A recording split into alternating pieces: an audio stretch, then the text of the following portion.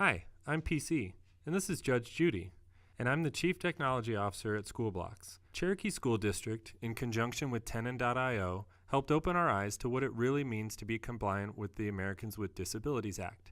It's not about having an error-free website, it's about ensuring a quality experience for all users. Let's take a look. This is the Buffalo School District, and I'm going to use this fake district to explore the ADA features that we've just released. In the upper right-hand corner of your screen, you'll see a keyboard viewer that shows the keystrokes that I'm typing as I navigate through the site. In the top middle of the screen, you'll see the voiceover prompt, which is the screen reader as it's reading the web content on the page to me. The black square that is highlighting a certain element is what's actually being read. In some cases, you'll also see a red square around things as I tab through it. The keyboard navigation using tab hits every link and you're able to interact with that element as appropriate. The navigation menu allows you to go deeper into the site only using the keyboard navigation, and it reads the appropriate elements to you. Departments. Link. Adult education. Link. Business and link. Intranet staff only.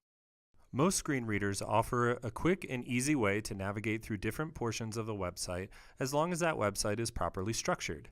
In this case, I'm showing the rotor tool that is part of macOS and using the voiceover. Navigation.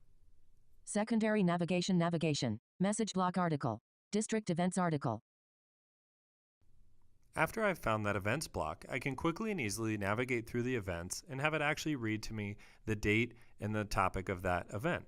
If I hit enter on any of these links, I get the detailed modal that explains more information about where that calendar event was from, the time, a map, so on and so forth, and I can easily toggle into and out of that modal.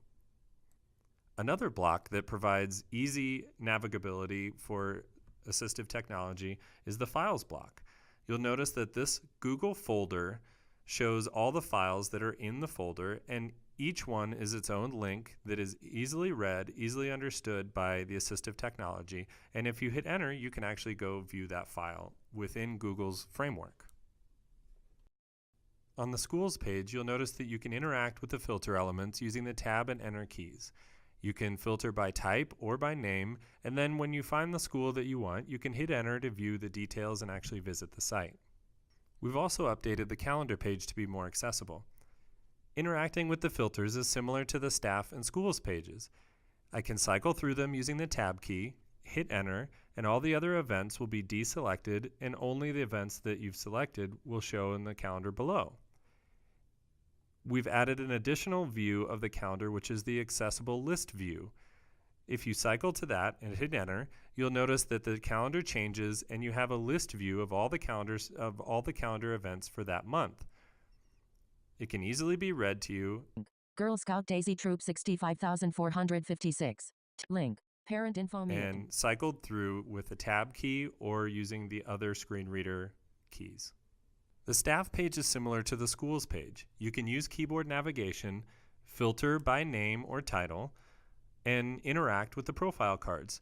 If that's the person that I want to find more details about or go to classrooms for, I can hit enter, interact with the modal, and get more details.